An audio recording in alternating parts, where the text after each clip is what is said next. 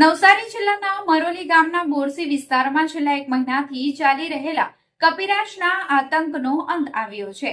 તાજેતરમાં બોરસી માછીવાડ પ્રાથમિક શાળાની એક વિદ્યાર્થીની પર વાંદરાએ હુમલો કરતા તે ગંભીર ઈજાગ્રસ્ત બની હતી। આ ઘટના બાદ વન વિભાગ અને વાઇલ્ડ વેલફેર ફાઉન્ડેશન નવસારીની ટીમે સંયુક્ત ઓપરેશન હાથ ધરી વાંદરાને સફળતાપૂર્વક પકડી પાડ્યો છે।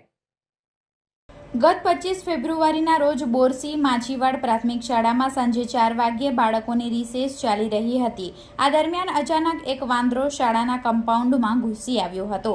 વાંદરાને જોઈને બાળકોમાં નાસભાગ મચી ગઈ હતી।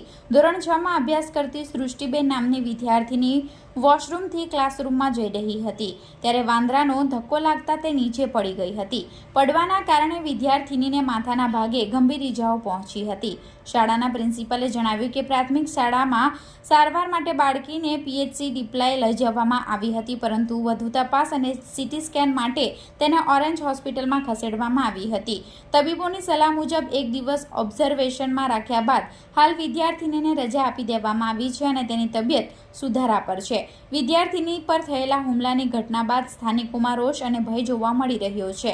ઘટનાની ગંભીરતાને ધ્યાનમાં રાખીને વન વિભાગની સુપર રેન્જ અને નવસારીના વાઇલ્ડ વેલફેર ફાઉન્ડેશન દ્વારા તાત્કાલિક એક વિશેષ ટીમ તૈયાર કરવામાં આવી હતી।